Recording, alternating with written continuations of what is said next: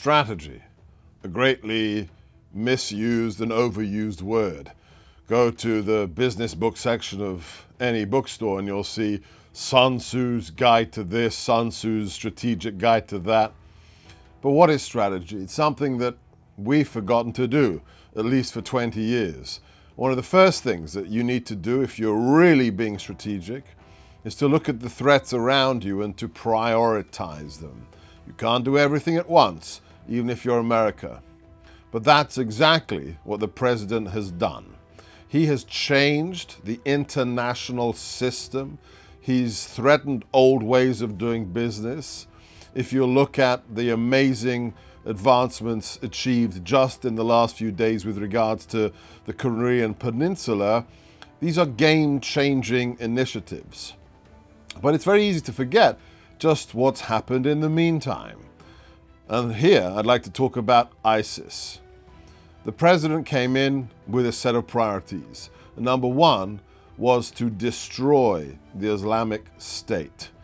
As we said inside the White House, the primary task was to decimate and to eventually to destroy the physical caliphate, something which we had been told would take generations by the prior president, President Obama. But with our military unleashed, with a new Secretary of Defense, and with a Commander-in-Chief who trusts our military, the physical caliphate was destroyed in Syria and Iraq. And let's just remind ourselves, because nobody's talking about this right now, the mainstream media haven't written with the respect due to this accomplishment about how this has occurred. In fact, it's as if it's old history. Just 2.5 years ago, ISIS ran a caliphate in multiple countries of the Middle East and even North Africa, with Boko Haram being part of their caliphate. They had, according to the National Counterterrorism Center, more than 18 nations had fully functioning ISIS affiliates in them. Now, thanks to the deployment of US advisors and to the leveraging of our allies in the Middle East, the Iraqis, the Kurds, and others, the ISIS caliphate is no more. We are having mop-up operations, but more than 90% of that former caliphate territory has been liberated. Not something you'll hear on CNN tonight or on the front cover of the New York Times. Quite an accomplishment in the 14th month of this administration. But a global reset is occurring. Read my recent article in The Hill for just how wide-ranging this reset is, from the aluminium and steel tariffs to NATO to the Paris Accords. It is a reset of the international system brought to you by leadership out of the White House.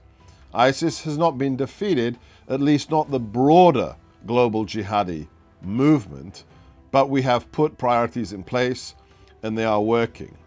We need to understand, however, what Reagan warned us of. The loss of liberty is always but one generation away. In my book, Defeating Jihad, I paint the picture of how groups like ISIS and Al-Qaeda are in fact linked to prior totalitarian ideologies, like the fascists of World War II, the Nazi regime, like the Soviet Union of the Cold War.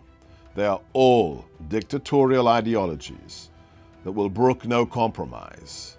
They will kill you or enslave you unless you defeat them first. America can destroy any enemy, but you have to prioritize. We've done so with ISIS. Now we're going to deal with other threats: a nuclearizing Iran, a rising militant China, and other threats.